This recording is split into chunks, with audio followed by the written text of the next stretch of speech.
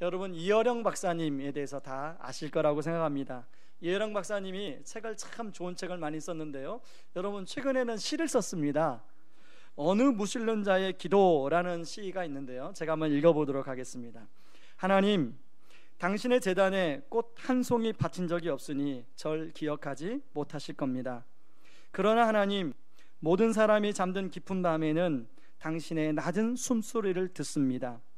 그리고 너무 적절할 때 아주 가끔 당신 앞에 무릎을 꿇고 기도를 드립니다. 하나님, 어떻게 저 많은 별들을 만드셨습니까? 그리고 처음 바다에 물고기를 놓아 헤엄치게 하셨을 때, 저 은빛 날개를 만들어 새들이 일제히 날아오를 때 하나님도 손뼉을 치셨습니까? 아, 정말로 하나님, 빛이 있어라 하시니 거기 빛이 있더이까? 중간 생략하고요, 좀 더 가까이 가도 되겠습니까? 당신의 발끝을 가린 성스러운 옷자락을 때 묻은 손으로 조금 만져봐도 되겠습니까? 아, 그리고 그것을 저 무지한 사람들의 가슴속을 풍금처럼 울리게 하는 아름다운 시 한 줄을 쓸 수 있도록 허락해 주시겠습니까? 하나님. 이어령 씨는 자신의 딸 이민아 씨의 망막 박리 현상 때문에 그 고통 가운데서도 주님을 끝까지 의지하는 딸 때문에 예수님을 영접하게 되었습니다. 그러나 우리가 잘 알던 것처럼 이어령 씨가 예수님을 만나기 전에는 그 TV의 대담에 나와서 그 유명한 목사님들과 6.25 전쟁 때 하나님이 살아계셨으면 그렇게 많은 동족들이 서로 죽도록 내버려 두었겠습니까? 그렇고 반박하며 그 논쟁을 했던 적도 있었습니다. 여러분, 그런 이어령 씨처럼, 예수 믿기 전에 이어령 박사처럼 그 생각하는 사람들이 요즘 우리 주변에 얼마나 많이 있습니까? 오늘 본문에도요, 그런 사람들이 나오는데요, 지난주에 살펴본 것처럼 성령의 강력한 임재가 일어났습니다. 그리고 마가다락방에 모인 사람들이 각 지방의 언어들로 이제 하나님의 큰 일에 대해서 말하기 시작했어요. 그런데 두 부류로 반응이 나눠졌죠. 어떤 사람은 놀라고 당황하는 사람이 있는가 하면, 어떤 사람은 그 얘기를 듣고 술 취한 사람들이다 라고 조롱하는 사람들이 있었습니다. 오늘 우리가 읽은 말씀에 보니까 15절에 술 취했다고 조롱하고 비난하는 사람이 훨씬 많았던 것 같아요. 그리고 베드로가 그 사람들에 대해서 그 반론을 제기하고 있습니다. 이렇게 조롱하고 그리고 비난하는 그런 사람들이요, 오늘 우리가 읽은 37절에서 41절까지 말씀을 보면요, 이들에게 엄청난 변화가 일어나고 있더라는 것입니다. 여러분, 37절 말씀에 보면 마음의 찔림 현상이 일어났어요. 그리고 베드로에게 우리가 그러면 어찌할꼬? 라고 묻고 있는 내용이 나와요.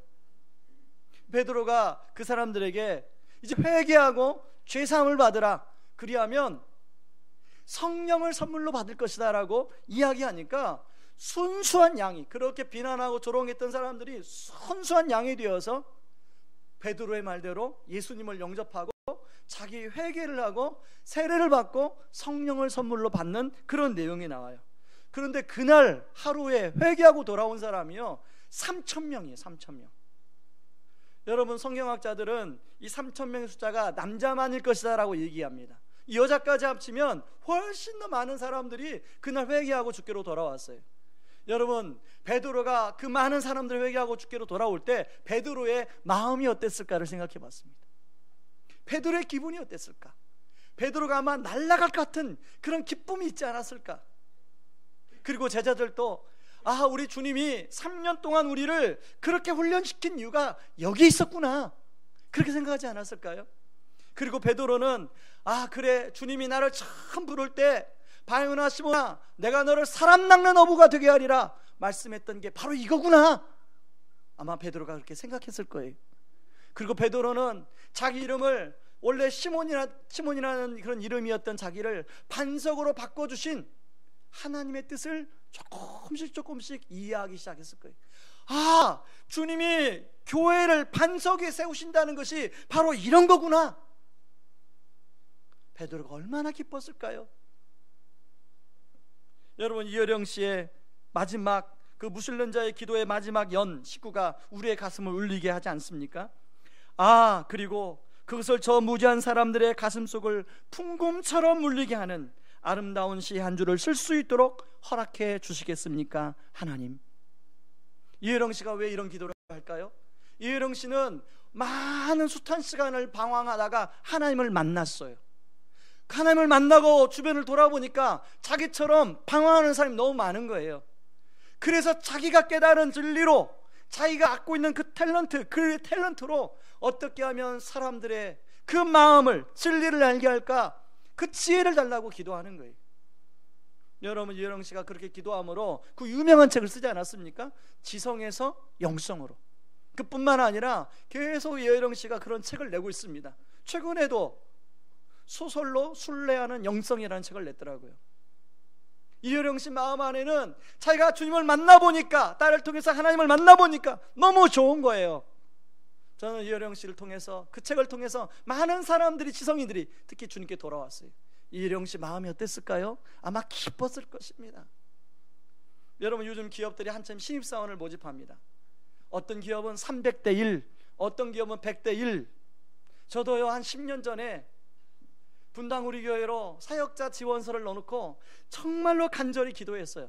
한 45일을 아침을 금식하며 정말로 간절히 기도했어요.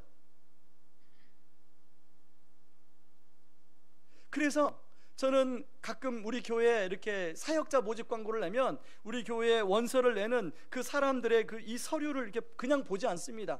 이 사람들이 이 서류를 낼 때 얼마나 간절할까? 실제로요, 우리 교육자 모집 광고를 가끔 내보면 이렇게 이제 서류를 받아보면 너무 간절한 표현이 많아요. 목사님, 나를 이 교회에 꼭 써주시면.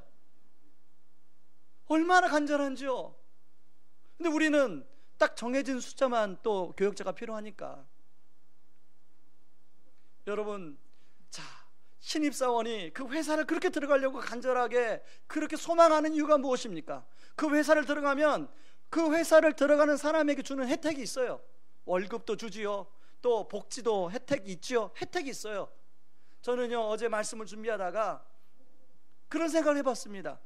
우리가 주님의 증인으로, 그렇게 한 회사의 직원으로 들어가면 혜택을 누리는데, 하나님 나라의 증인으로 살면 하나님 나라의 혜택을 얼마나 누릴 것인가. 그러면서 생각해봤습니다. 나는 이 사람들처럼, 지금 이 기업에 들어가려고 간절히 소망하는 사람들처럼 나는 그렇게 주님의 증인 되기 위해서 소망하고 있는가, 소원하고 있는가. 그래서 설교 제목을요, 주님, 저를 주님의 증인으로 써주소서, 이런 설교 제목으로 잡았습니다. 여러분들은 정말로 주님의 증인으로 써달라고 간절한 소망함이 있으십니까? 주님의 증인으로 붙들리면 하나님이 주시는 기쁨이 엄청 많아요. 뿐만 아니라 하나님께 놀라운 축복을 주세요. 저는 우리 성도님들이 주님의 증인으로 붙들림 받아 쓰임받아 하나님 주시는 은혜와 축복을 누릴 수 있기를 주님의 이름으로 축원합니다. 그렇다면 어떻게 우리가 주님이 증인 될 수 있을까? 오늘 말씀을 통해서 한 3가지 살펴보기를 원하는데요. 첫 번째는 복음에 대한 분명한 이해가 필요하다는 것입니다. 여러분, 성령 충만함에 대해서 조롱하는 사람들에 대해서 베드로가 요엘서 2장 28절 29절 말씀을 인용해서 그들에게 성령의 강림하심을 설명하고 있습니다. 여러분, 16절부터 21절을 같이 한번 읽어보겠습니다. 같이 읽습니다. 시작. 이는 곧 선지자 요엘을 통하여 말씀하신 것이니 일러스되 하나님이 말씀하시기를 너의 자녀들은 예언할 것이요 너의 젊은이들은 환상을 보고 너의 늙은이들은 꿈을 꾸리라. 그때 내가 내 영을 내 남종과 여종들에게 부어주리니 그들이 예언할 것이요 또 내가 위로 하늘에서는 기사를 아래로 땅에서는 징조를 베풀리니 곧 피와 불과 연기로다. 주의 크고 영화로운 날이 이르기 전에 해가 변하여 누워지고 달이 변하여 피가 되리라. 누구든지 주의 이름을 부르는 자는 구원을 받으리라 하였느니라. 베드로가 요엘서를 가지고 이제 말세가 되면 성령을 부어주신다고 그랬는데 그 성령 부어주심을 약속한 것이 바로 지금 성령이 임하심이라고 설명하고 있는 거예요. 여러분, 여기서 말세는요, 우리가 알고 있는 말세하고 좀 신학적으로 말세는 예수님의 초림과 재림 사이를 말세라고 얘기합니다. 그렇기 때문에 우리는 어떤 종말론적인 그런 말세, 그것은 좀 우리가 이해를 수정할 필요가 있습니다.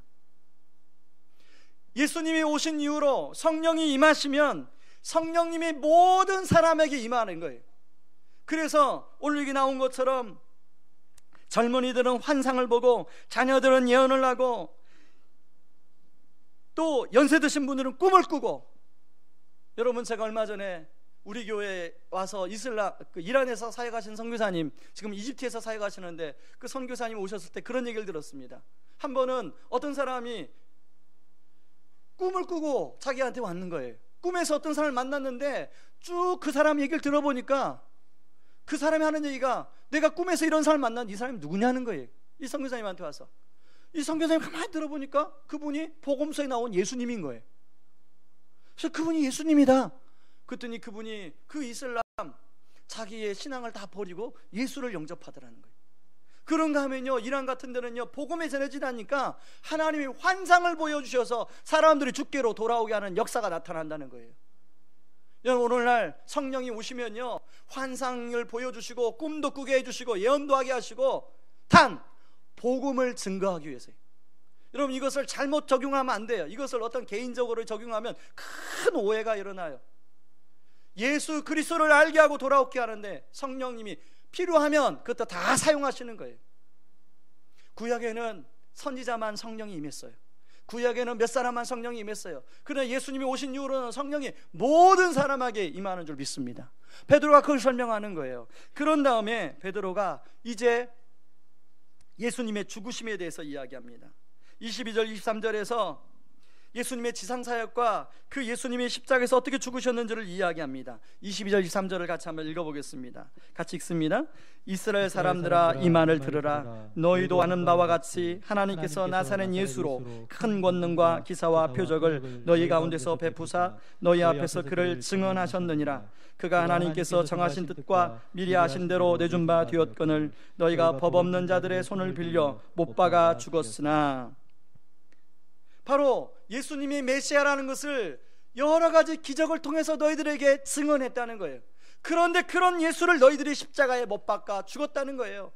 그런 예수님의 십자가의 죽으심을 설명한 다음에요, 이 베드로가 이제 예수님의 부활을 설명하면서 이들에게 익숙한 말씀을 하나 끌어옵니다. 시편 16편 8절에서 11절 말씀.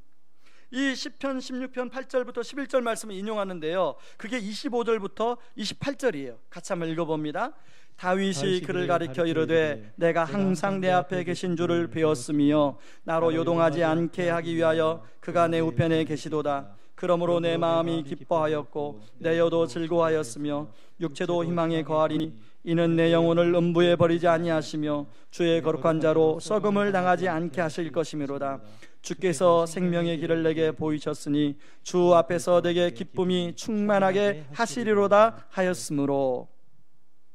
그런 다음에 베드로가 29절부터 32절까지 바로 이 말씀을 설명을 합니다. 여러분, 27절에 나오는, 한번 스크린에 27절을 보여주시기 바랍니다. 27절에 나오는 내 영혼과 거룩한 자가 다윗이 자기를 가리켜 한 말이 아니라는 거예요. 베드로의 설명입니다. 바로 이 말은 이미 다윗은 죽었고 무덤이 우리에게 있기 때문에 그건 다윗을 가리키는 말이 아니라 예수님의 부활을 다윗이 이미 알고 선지자이기 때문에 다윗을 가리켜 한 말이라는 거예요. 그리고 그 다윗이 말한 예수님을 하나님이 살리셨다고 예수님의 부활에 대해서 논증을 하고 있는 내용입니다. 이렇게 예수님의 부활을 말한 다음에요, 다윗이 또 시편 110편 1절을 인용하면서 그 부활하신 예수님이 지금 하늘에 승천하셔서 바로 하나님 우편에 앉아 계시고 있다는 거예요. 그 예수님이 우리에게 성령을 보내주셨다는 것을 이야기하고 있습니다. 여러분, 이렇게 베드로가 성경 구절을 들어서 성령의 임재와 십자가의 죽으심과 그리고 부활과 승천, 다시금 성령의 강림에 대해서 이야기하는 건 뭐냐면, 바로 그렇게 이야기했더니 사람들이 그 말씀 앞에 반응하기 시작하는 거예요.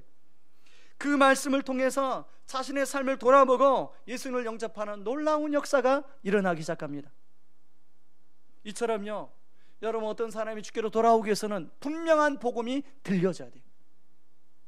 어떤 사람이 주님을 믿기 위해서는 분명한 복음이 들려져야 돼요. 여러분, 신앙생활을 오래 하신 분들에게 혹시 제대로 복음을 들어본 적이 있습니까? 물어보면요, 하나같이 복음을 들어본 적이 없대요. 구원의 확신이, 오늘 밤 주님이 오시면 천국 갈 확신 있으십니까? 라고 물어보면 천국 갈 확신이 없는 거예요. 여러분, 한번 스스로 답해 보세요. 여러분, 오늘 밤 주님 오시면 천국 갈 확신이 있으십니까? 많은 분들이 아멘으로 대답하지만 어떤 분은 진짜? 맞나? 내가 천국 갈 수 있나? 그렇게 생각하는 분이 계실 거예요. 저는요, 우리 교회가 할 수만 있으면 저는 복음이 우리 교회 안에서 들었던 사람도 또 들려질 수 있기를 바랍니다. 복음은 반복해서 들려져야 돼요. 그래서요, 새가족 공부할 때 복음이 들려져요. 그리고 복음이 또 1:1 양육할 때 들려져요. 또 성장만 할 때 복음이 들려져요. 제자 훈련할 때 복음이 들려져요. 사역 훈련할 때 또 복음이 들려져요. 그리고 또 필요하면 전도파 훈련 팀을 통해서 또 복음을 들을 수가 있어요. 복음은 반복적으로 들어야 돼요. 그래서 복음이 분명히 무엇인지 이해가 해야 돼요. 예수님이 왜 십자가에 죽으셨는지, 예수님이 왜 나 때문에 십자가에 죽으셨는지, 그리고 예수님은 왜 부활하셨고, 예수님은 왜 승천하셔서 다시 오시겠다고 하시는지를 우리가 분명히 이해해야 돼요. 여러분, 복음을 들으려면 누군가는 복음을 또 말해야 됩니다. 복음을 말하지 않으면 들을 수가 없어요. 여러분, 혹시 여러분들은 누군가에게 친구가 나 예수님에 대해서 좀 알려줘, 그러면 여러분들은 자신 있게 그 친구한테 복음에 대해서 설명해 줄 수 있습니까? 오늘 베드로는 분명히 복음을 이해하고 그 복음을 설명하고 있어요. 여러분, 우리는 복음을 설명할 수 있습니까? 여러분, 그동안 우리는 전도할 때요, 주보를 가지고 혹은 전도제를 가지고 그렇게 전도를 했어요. 그것도 참 좋은 전도예요. 꼭 필요한 전도예요. 그런데요, 진짜 전도는요, 복음을 직접 들어주는 게 진짜 전도예요. 한 번은 예전 교회에서 한 집사님이, 배움이 짧은 집사님이 계세요. 제가 전도파 훈련을 지도했는데 그 집사님이 자기가 배움이 짧다 보니까 그걸 암기하는 게 있는데 다른 사람보다 굉장히 많이 애쓰고 수고해서 암기를 했어요. 그래도 잘 암기가 안 이어지니까 거울을 보고 이렇게 암기하고, 그래도 잘 암기가 안 되어지니까 휴가를 나온 자기 아들을 붙들어 놓고, 야, 엄마가 제대로 외우는지 한 번만 점검해 달라고. 그러고 이제 아들이 이렇게 그걸 보고 엄마가 외우는데 갑자기 아들이 엄마의 그 복음 제시를 듣다가 눈물을 뚝뚝 흔들립니다. 그리고 예수를 영접해요. 그 아들이 예수님 몰랐겠어요? 그 아들이 뭐 중고등부대 교회 안 다녔겠습니까? 다녔겠죠. 근데 제대로 인격적으로 만나는 거예요. 눈물을 툭 돌리면서 예수님 영접해요. 이 엄마가 깜짝 놀랐어요. 그리고 이 아이들이 휴가 복귀할 때 성경을 사가지고, 성경을 읽겠다고 사가지고 휴가를 복귀. 그러니까 아들이 이제 휴가 복귀했으니까 점검해 준 사람이 없잖아요. 그러니까 이제 사춘기 딸한테, 야, 잠깐만 앉아봐라, 엄마 좀 점검해 줘라. 그리고 이제 복음 제시를 했는데 사춘기 딸이 또 마음을 열고 예수님을 영접해요. 그리고 자기 친구들을 전도해 오기 시작하는데요, 끝이 없어요. 이게 실제입니다. 여러분, 이처럼요, 복음은요, 능력이에요. 여러분, 로마서 1장 16절에 보면 복음은 모든 믿는 자들에게 구원을 주시는 하나님의 능력이 됨이라, 이 말씀하셨는데, 여러분, 그것이 성경 속에만 이게 그래, 능력이 된다고 하니까 능력이 되겠지. 여러분, 삶 속에서 그걸 능력이라고 경험해 보셨습니까? 복음이 정말 능력이라는 걸 경험해 보셨어요? 여러분, 복음은요, 내가 말할 때 능력이 나타나요. 내 가슴이 뜨거워져요. 내 심령이 뜨거워져요. 그런가 하면 복음을 들을 때 듣는 사람들의 심령이 뜨거워져요. 복음의 능력이 있어요. 여러분, 저와 여러분이 그런 복음의 능력을 경험할 수 있기를 주님의 이름으로 축원합니다. 그런가 하면요, 우리가 증인되기 위해서 두 번째는 예수님이 그리스도와 주라는 사실을 확신하셔야 돼요. 여러분, 유대인들은 메시아를 오랫동안 기다렸어요. 그래서 아기가 태어나면 혹시 이 사람이 메시아가 아닐까, 우리 아기가 메시아가 아닐까, 그렇게 생각했고, 지금도 예수를 믿지 않는 유대인들은 그렇게 생각하고 있다고 그래요. 사도 요한이 세례 요한이 나타나니까 그 세례 요한이 메시아인 줄 알았어요. 그리고 예수님이 나타나니까 예수님이 메시아인 줄 알았어요. 그 처음에 예수님의 호의적으로 예수님을 대합니다. 그런데 예수님이 자기들이 원하는 메시아의 모습을 보여주지 않으니까 예수님을 십자가에 못 박아요. 바로 그 내용을 이제 22절 3절에서 베드로가 이야기하고 있는 거예요. 같이 한번 읽어봅니다. 이스라엘 사람 여러분, 이 말을 들으십시오. 여러분도 아시겠지만 하나님은 나사렛 예수님을 통해 기적과 놀라운 일을 여러분 가운데 베푸셔서 그분을 여러분에게 증거해 주셨습니다. 이 예수님은 하나님이 미리 아시고 정하신 계획에 따라 여러분에게 넘겨졌는데 여러분이 악한 사람들의 손을 빌어 그분을 십자가에 못 박아 죽였습니다. 베드로가 이들에게 말하고자 하는 건 뭐냐면, 하나님의 메시아를 보냈는데 너희들이 메시아를 알지 못하고 로마 군병들의 손을 빌어 십자가에 못 박게 죽였다고 얘기하고 있습니다. 여러분, 사실 교회 다니는 사람이라면 예수가 그리스도라는 것을 믿지 않는 사람이 없어요. 다 믿어요. 여러분 다 믿으시죠? 그런데 다시 한번 묻습니다. 여러분, 예수가 그리스도라는 사실을 머리로 믿는 게 아니라 여러분 정말로 마음으로, 가슴으로, 여러분 삶으로 믿고 있습니까? 여러분 삶으로 예수가 그리스도라는 것을 믿어지기 위해서는 내가 얼마나 형편없는 존재라는 자기 직면이 있어야 돼요. 내가 죽을 수밖에 없는, 예수가 없으면, 예수님이 나를 구원해 주지 않으면 나는 죽을 수밖에 없는 죄인이라는 사실을 직면해야 돼요. 그걸 직면하지 않고서는 예수가 그리스도라는 걸 머리로밖에 믿어지지가 않아요. 여러분, 내가 나를 바라볼 때 그래도 나는 괜찮은 사람이야, 나는 이 정도면 그래도 떳떳한 사람이야, 나는 그래도 의로운 사람이야 라고 생각하는 분이 있다면 그것은요, 여러분 자신을 여러분이 못 보고 있는 거예요. 여러분, 해 아래 의인은 하나도 없어요. 인간은 다 부패한 죄인들이에요. 내가 나를 얼마나 깊이 아느냐는 그게 그 사람의 인생의 깊이예요. 여러분, 나를 정말로 직면해, 내가 얼마나 추잡한 인생인가를 직면해야 돼요. 그리고 그 성령님의 음성 앞에 내가 동의를 해야 돼. 성령님이 그렇게 나를 직면하게 해주면 주여 그렇습니다, 맞습니다. 그럴 때 비로소 그리스도가 나를 구원해 주신 그것이 은혜로 느껴지는 거예요. 내 의의가 아니라 은혜로 느껴지는 거예요. 그러지 않고서는 내 의만 느껴지는 거예요. 여러분, 저는 저와 여러분들이 예수가 그리스도라는 사실을 날마다 그것이 여러분 안에 그렇게 되새김질 될 수 있기를 바랍니다. 제가 어제 말씀을 준비하다가요, 이 부분에서 말씀의 진도가 안 나가는 거예요. 여러분, 말씀을 준비하다가 진도가 안 나가면 진짜 괴롭습니다. 왜 진도가 안 나가냐면 저한테 질문하는 거예요. 온 목사, 너는 예수가 그리스도라는 것을 지금도 고백되고 있느냐? 삶으로도 고백할 수 있느냐? 너 성도들한테 그렇게 설교해야 되는데 그것이 너의 삶으로 지금도 고백되고 있느냐? 한참 멈추었어요. 여러분, 예수가 그리스도라는 것을 여러분 삶으로 고백되고 있습니까? 여러분, 예수가 그리스도라는 것을 여러분이 삶으로 그것이 고백되어지는 은혜가 있기를 바랍니다. 그런가 하면요, 예수님이 그리스도일 뿐만 아니라 주님이라는 것을 여러분이 삶의 열매로 나타나야 돼요. 우리가 예수님을 영접하는 순간 이제 주인이 바뀌는 거예요. 주인은 그동안에 예수님 영접하지 않은 동안 주인은 나였어요. 내 인생의 주인은 나였어요. 내가 모든 걸 결정하고 모든 걸 행했어요. 근데 예수님을 영접하는 순간 주인이 내가 아니라 주님이에요. 그래서 주님이 모든 결정권이 있어요. 그런데 가만히 우리 삶을 내려다보면 어떤 것은 주님께 맡겼어요. 그런데 어떤 것은 주님, 이것만큼은 아직 제가 결정할게요. 여러분, 그런 거 있지 않습니까? 여러분, 노버트 멍어가 쓴 내 마음의 그리스도의 집이라는 소책자가 있습니다. 제자 훈련할 때 여러 가지 책자를 이렇게 읽으라고 느낀 점 독서 숙제를 주는데요, 이 책은 아주 짧은 책이에요. 맘 먹고 앉으면 30분이면 읽을 수 있는 책이에요. 이 짧은 책에서 많은 사람들이 느껴요.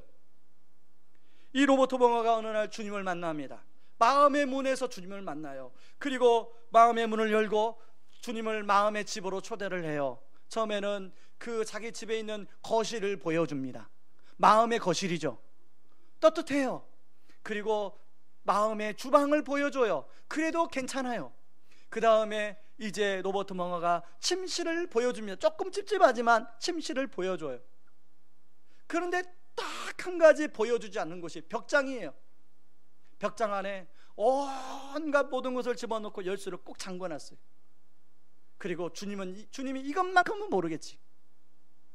근데 어느 날 주님이 멍어야, 오늘 집안을 둘러보니 쾌쾌한 냄새가 난다. 이 쾌쾌한 냄새가 어디서 나는 거지? 주님은 알고 계시는 거죠. 벽장 안에서 이미 쾌쾌한 냄새가 나고 있다는 걸 알고 계신 거예요. 근데 멍어는 그럴지라도 마음에 찔림이 있어도 이 열쇠만큼은 내가 주님께 줄 수 없어. 꼭 손에 쥐고 있어요. 멍어야, 내가 생각해 볼 때는 저 벽장 안에서 쾌쾌한 냄새가 나는 것 같은데 저 벽장을 열어줄 수 있겠니? 그랬더니 멍어가 하는 말이, 주님, 벽장만큼은 안 돼요. 벽장만큼은 주님이 손대지 마세요. 그랬더니 주님이, 그래 멍어야, 그러면 나는 더 이상 너와 함께 할 수 없단다. 그러고 나는 지금부터 저 베란다에 내 침대를 놓고 잘 것이다 하고 베란다로 나가세요. 그때 멍어가, 주님 잠깐만요. 왜냐하면 주님과 함께 있는 동안 너무 좋았다는 것을 이 멍어가 알고 있기 때문에, 주님이 베란다로 나가면 더 이상 주님과 교제가 단절되는 걸 알고 있기 때문에, 주님 잠깐만요 하고 열쇠를 내줘요. 그리고 벽장을 열어서 주님이 온갖 더러운 것들을 다 깨끗하게 치워요. 비로소 로버트 멍어는 참 자유를 누리게 돼요. 여러분 혹시 하나, 주님, 내가 이것은 주님께 드릴 수 있어요. 주님, 내가 이것도 주님께, 주님이 주인 되어 주세요. 그런데 이것만큼은 안 돼요. 그런 것들이 여러분 안에 없습니까? 저는요, 한때 제 진로만큼은 주님 손대지 마세요. 제 진로만큼은 주님이 간섭하지 마세요. 제가 제 진로를 알아서 결정할게요. 그렇게 하나님과 씨름한 적이 있어요. 그게 29, 30살 때예요. 제가 30살에 신학교를 들어갔으니, 중학교 2학년 때 어머니가 제가 병에 걸려서 그렇게 생사를 헤맬 때 서원을 하셨어요. 그런데 어머니가 새벽마다 매일 기도해도, 나는 죽어도 목사는 못해. 난 죽어도 목사는 안 할 거야. 왜? 어릴 때 목사님을 봤거든요. 정말로 세상에 가장 재미없는 분들이 목사님이더라고요. 세상에 가장 매력 없는 분이 목사님이에요. 아니, 어머니는 저보고 그런 매력 없는 목사가 되라고 하니까 제가 마음이 안 가요. 마음이. 주님, 제가 다른 것은 할 텐데 목사가 되라고 하지만은 제발 말아주세요. 그런데요, 주님이 저한테 결국은 주님 앞에 제가 손을 들 수밖에 없었어요. 그리고 제 진로의 길을 주님께 맡겨드렸어요. 그랬는데요, 30살 제가 신학교 1학년 때 제가 누렸던 그 평안과 그 기쁨은 이루 말할 수가 없어요. 제 진로의 길을 주님께 내어드리고 주님의 인도를 따라가는 그 기쁨과 평안을 이루 말할, 어떻게 표현을 못해요. 그때 당시는요, 제 상황과 형편이 다 어려운데도, 여전히 어려운데도 제 마음만큼 너무 기뻤어요. 제가 붙들고 있던, 제가 붙들 주님 이것만큼 안 돼요 라고 했던 것을 주님께 내어드렸더니 주님이 제 인생을 이끌어 가시는데 너무 평안한 거예요. 너무 기쁨이 있는 거예요. 여러분, 어떤 분은, 주님, 우리 자녀만큼은 내가 알아서 할게요. 주님 손대지 마세요. 주님 개입하지 마세요. 둘째는 괜찮아요. 큰아들만큼 내가 할게요. 혹시 여러분 내 얘기하고 있다고 그래서 생각하지 않습니까? 주님, 이 물질만큼은 내가 알아서 할게요. 주님, 내가 평상시에 11조 드렸잖아요. 근데 적금 탔는데 이 적금만큼은 주님 손대지 마세요. 퇴직금만큼 손대지 마세요. 여러분, 우리가 그렇게 고백할 때가 있잖아요. 어떤 분은 TV만큼은 주님 좀 제발 저한테 맡겨주세요. TV 리모컨 가지고 싸우잖아요, 집에서. 여러분, 우리가 모든 삶의 영역을 정말로 주님께 주인으로 초청할 때 하나님 주시는 기쁨과 평안이 있는 줄 믿습니다. 저는 우리 교회 성도님들이 로버트 멍어가 누렸던 그 평안을 누릴 수 있기를 바랍니다. 이렇게 예수님을 나의 삶의 그리스도와 주님으로 확신이 있어야만이 증인의 삶을 살 수 있는 거예요. 내가 예수님을 그리스도와 주님으로 모셨을 때 주님이 주시는 기쁨과 평안을 맛봐야만이 그걸 이야기할 수 있지 않겠어요? 여러분, 우리가 지금 사도신경을 10월부터 고백하고 있습니다. 여러분, 원래 사도신경을 이제 그동안 하지 않았어요. 그동안 하지 않았던 이유가 있습니다. 우리 교회가 뭐 사도신경도 고백하지 않는 교회냐, 이단 아니냐, 뭐 이렇게까지 말하는 분이 있는데, 고백하지 않았던 이유는 뭐냐면 예배의 흐름상 사도신경은 넣을까 말까 고민 많이 했어요. 근데 사도신경을 넣어보니까 예배의 흐름이 안 맞아요. 제가 전에 사역했던 교회도 사도신경 고백하지, 예배 시간 고백하지 않습니다. 고백하지 않는 이유가 다른 게 아니에요. 그 고백 내용을 믿지 않아서가 아니라 예배 흐름에, 자연스러운 흐름에 안 맞아서 뺐어요. 근데 이번에 한번 제가 여름에 여러 교회를 탐방하지 않았습니까? 그리고 성도님들이 여러 가지 피드백을 받았어요. 그래, 한번 사도신경을 우리가 제대로만 의미를 살려서 이 사도신경을 잘 고백하면 이것도 예배의 기쁨이 있을 것이다 하고 사도신경을 도입을 했어요. 그런데요, 도입해보니까 예배 전체 흐름이 안 맞기는 마찬가지. 어떤 분은 그렇게 피드백을 해주더라고요. 찬양을 통해서 마음을 활짝 열었는데 사도신경 고백하면서 자크를 탁 닫고 다시금 영광성을 통해서 또 자크를 활짝 열어서 그게 나간다. 그 얘기를 들으니까 이게 사도신경 때문에 자크를 닫는다. 이제 고민이 되더라고요. 그렇지만요, 우리가 처음에는 좀 어색하지만 사도신경을 고백하는데, 여러분 사도신경 고백할 때 그냥 여러분 이것이 하나의, 여러분이 그냥 이게 주술처럼 하면 안 돼요. 그 의미를 살려서 고백을 하셔야 돼요. 사도신경에 보면요, 여러분 뭐라고 나옵니까? 주 예수 그리스도를 믿사오니, 그런 표현이 있지 않습니까?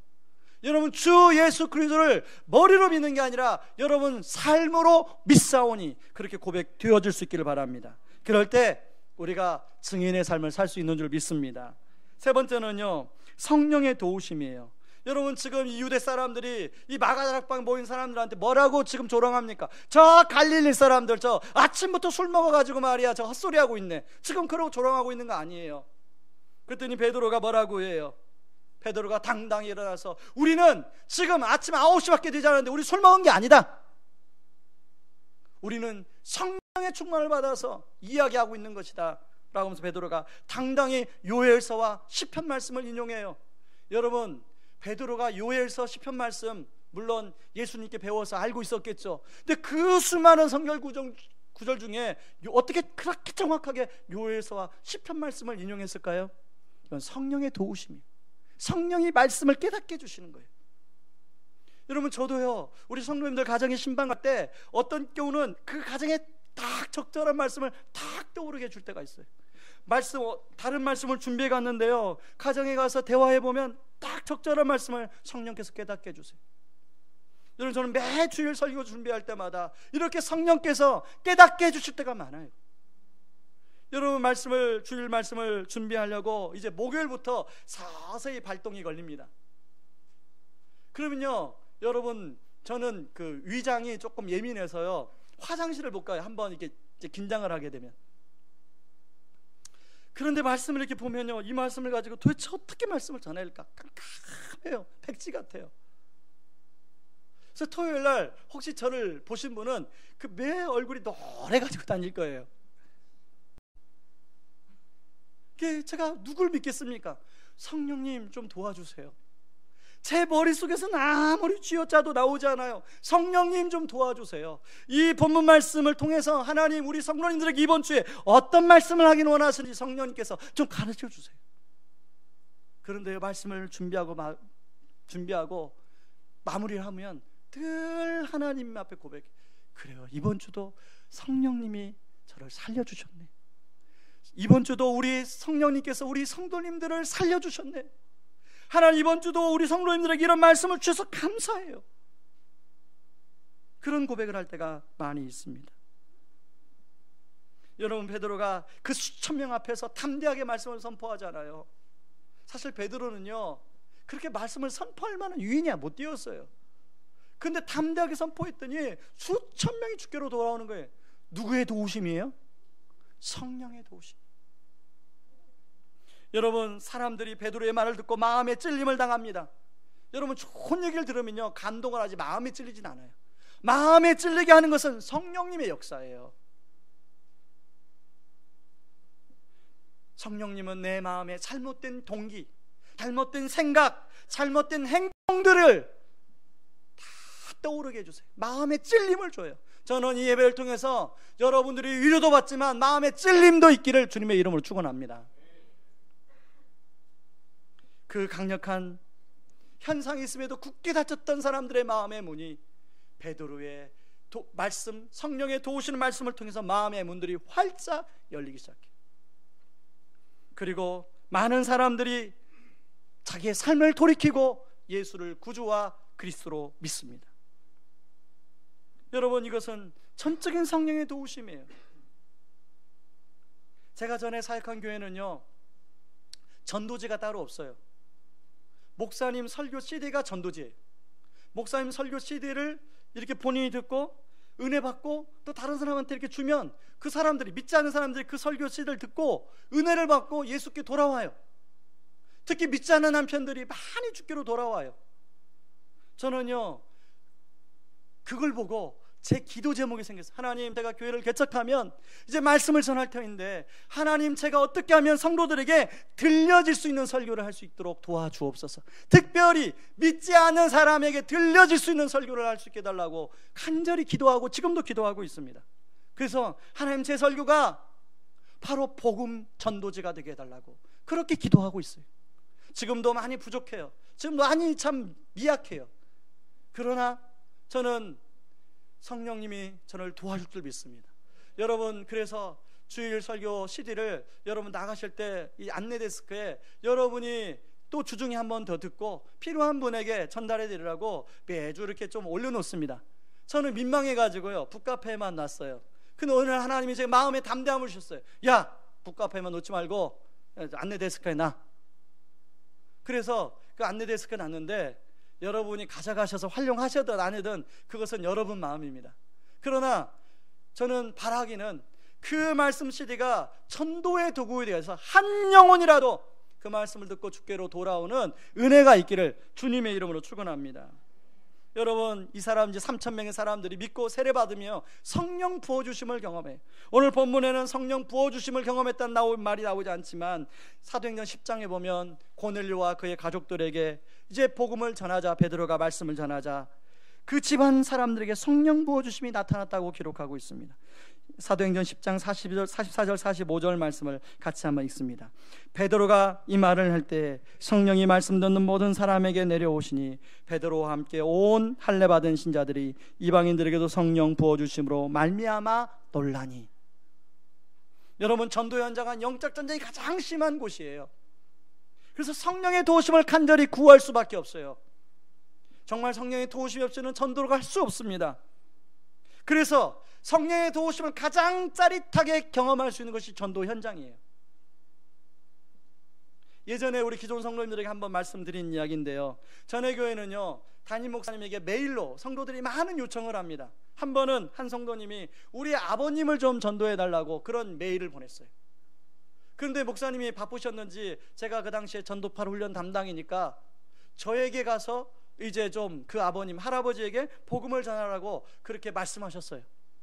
그런데 그 말씀을 듣고 마음에 부담이 참 많이 왔습니다. 그리고 주변 사람들이 기도 부탁을 했어요. 그리고 약속 장소를 갔습니다. 보통 일반적으로 그런 얘기를 듣고 약속 장소를 가면 이제 그 부탁을 한 사람 한 사람 혹은 두 사람과 대상자가 있어요. 그런데 어떻게 됐는지 제가 대치동에 아파트에 있는데요, 입구에 가보니까 아파트 1층 입구에서부터 이 양복과 검은 양복을 입은 한 40대 50대 남자분들이 4-5분이 저를 기다리고 있는 거예요. 아마 담임 목사님이 가는 줄 아셨나 봐요. 그래도 그렇지 저분들이 누굴까? 조폭은 아닌 것 같고. 그리고 그분들의 에스코트를 받아서 집으로 들어갔습니다. 그 집 안에 들어가 보니까요, 한 15명이 또 있는 거예요. 저분들이 누구지도 묻지, 가족들은 아닌 것 같고.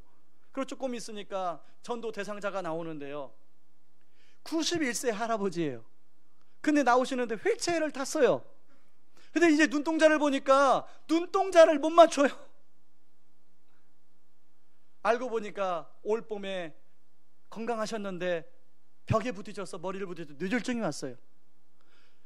주여, 어떻게 합니까? 아니, 전도를 하려면 의사소통이 되어야 전도를 하죠. 복음을 전하려면 의사소통이 돼야 복음을 전하죠. 어떻게 합니까? 속으로 막 기도하기 시작해요. 하나님 어떻게 합니까? 지금 15명의 한테 사람들은 이 새파란 젊은 목사가 뭐하나 이렇게 지켜보고 있는데, 그때 제가 나이 39살인데요 새파란 목사가 뭐하나 지켜보고 있는데 하나님 어떻게 하면 좋겠습니까? 이렇게 말을 해도요 이분은 아무런 반응이 없어요. 허공은 멍하니 고개를 이렇게 뺐다해서 멍하니 바라봐요. 그래서 그때 순간 하나님이 지혜를 주셨어요. 복음의 핵심 개요만 이야기하자. 근데 의사소통을 어떻게 하냐면요, 제가 이렇게 이야기하면 그 아드님이 그 할아버지 귀에 대고, 아버님, 목사님이 방금 이런 말씀 하셨어요. 목사 들리세요? 고개를 끄덕도 안 그래요. 멍하니 또 있어요. 세 번째인가요? 복음의 핵심 개요를 이야기하는데, 할아버지의 모든 죄를 우리 예수님이 안고 십자가에 죽으셨습니다. 그 말씀을 했는데요, 그 말씀이 들려지니까 갑자기 할아버지가 아멘! 그러시는 거예요. 가장 누가 먼저 놀랐을까요? 제가 가장 먼저 놀랐어요. 저도 그 할아버지가 아멘 할 줄 몰랐거든요. 그 다음 누가 놀랐을까요?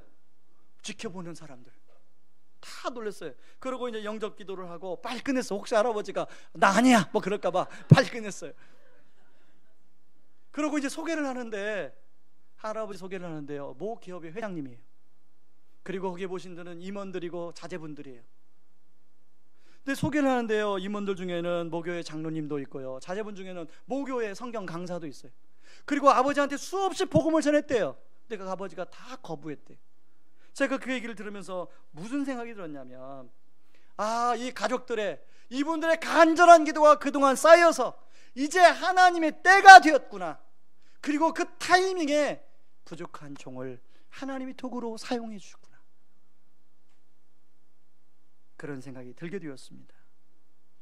여러분, 성령 전도 현장은요, 이렇게 성령님의 도우심이 없이는 도저히 그 영혼이 마음의 문을 열 수가 없어요. 저는 이런 성령님의 도우심은 누구에게나 일어날 수 있다고 생각합니다. 특별히 여러분이 사랑하는, 여러분이 주님의 마음에 부담을 가지고 그 영혼에게 복음을 전하려고 간절히 사모하여 다가갈 때 성령의 도우심은 있어요. 그때 때로는 병도 고쳐져요. 때로는 안 낫는 신경통도 나아요. 저 그런 경험도 했습니다. 하나님이 복음을 위해서는, 저는 신유의 은사를 못 받았어요. 그런데요, 전도 현장에 그런 역사가 나타납니다. 믿으시기 바랍니다. 여러분, 그건 목사에게만 주는 게 아니고 장로님에게만 주는 게 아니고 모든 사람에게, 예수 그리스도가 오신 이후로는 모든 사람에게 그런 성령의 영이 부어지는 줄 믿습니다. 저는 우리가 하나님의 증인이 되어서 그렇게 영혼에게 주님의 마음을 가지고 다가갈 때 여러분이 증인된 자로서 누리는 기쁨이 있기를 주님의 이름으로 축원합니다. 우리 시간에 같이 찬양하고 기도하기를 원합니다. 성령이 오셨네라는 찬양이에요. 허무한 시절 지날 때, 깊은 한숨 내쉴 때 그런 풍경 보시며 탄식하는 분 있네. 여러분, 이런 적 있으셨습니까? 여러분이 이런 적 있으셨어요? 여러분, 2절에 보면 억눌린 자, 갇힌 자, 자유함이 없는 자, 그러나 피난처가 되시는 성령님 계시네. 여러분이 정말로 억눌린 적 있어요? 여러분, 자유함이 없어서 정말 그것 때문에 고민한 적 있어요? 저는 이 찬양을 들을 때마다 옛날 제가 생각나요. 이렇게 방황했던 제가 생각나요.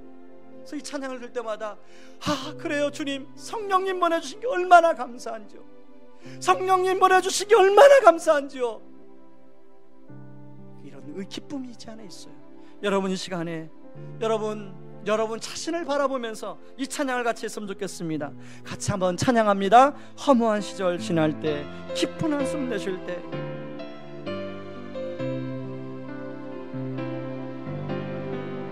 허무한 시절 지날 때, 깊은 한숨 내쉴 때, 그런 풍경 보시며 탄식하는 분이네. 그와 같이 너희를 버려두지 않으리. 내가 너희와 영원히 함께하리라.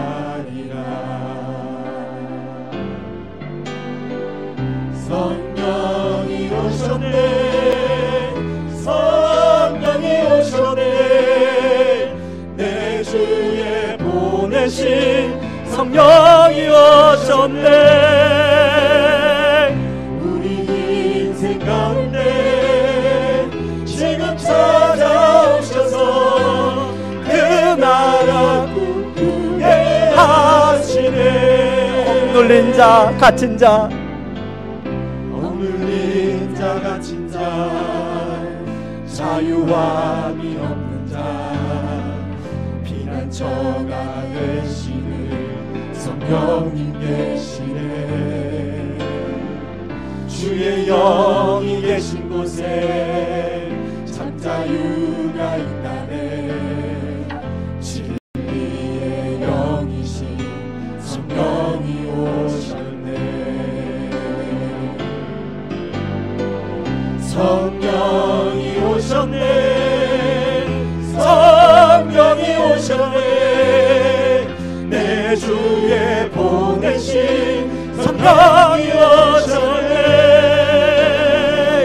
우리 인생 가운데 친히 찾아오셔서 그 나라 꿈꾸게 하시네. 2절 억눌린 자 갇힌 자 억눌린 자 갇힌 자 자유함이 없는 자 피난처가 되시는 저가 우리 성령님 계세요. 성령님 계시네.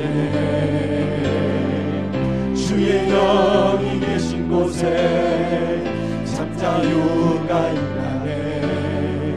진리의 영이신 성령이 오셨네. 성령이 오셨습니다. 성령이 오셨네. 성령이 오셨네. 내 주에 보내신 성령이 오셨네. 우리 인생 가운데 신이 찾아오셔서 그 나라 꿈꾸게 하시네. 한 번 더 성령이 오셨네. 성령이 오셨네. 성령이 오셨네.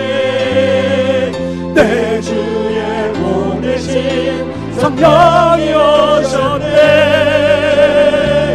나의 인생 가운데 지금 찾아오셔서 그 나라 꿈꾸게 하시네.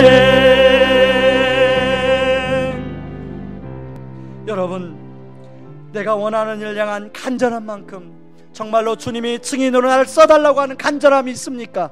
우리가 주님의 증인으로 붙들림 받을 때 그 세상에 누리는 어떤 것보다도 놀라운 은혜를 우리가 누리게 되는 줄 믿습니다.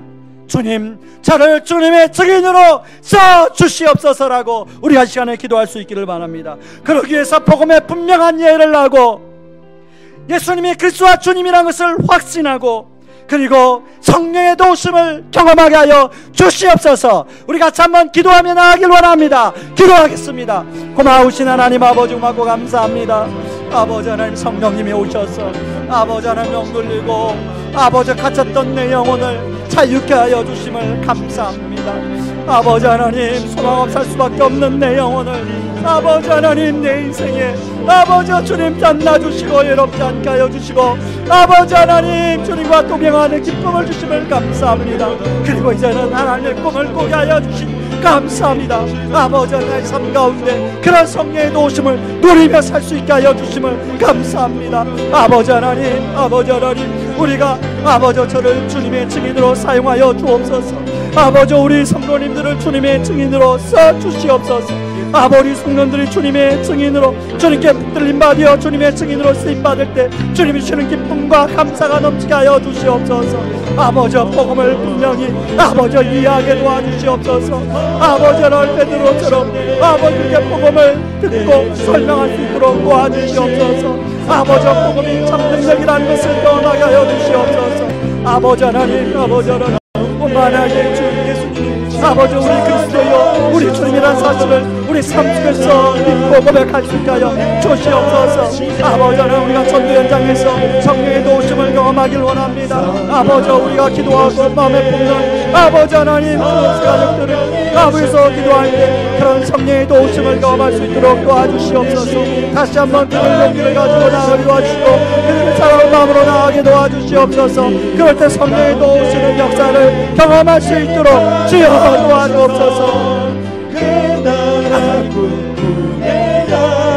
성령이 오셨네. 우리 다 일어나서 찬양합니다. 성령이 오셨네. 성령이 오셨네. 내 주에 보내신 성령이 오셨네.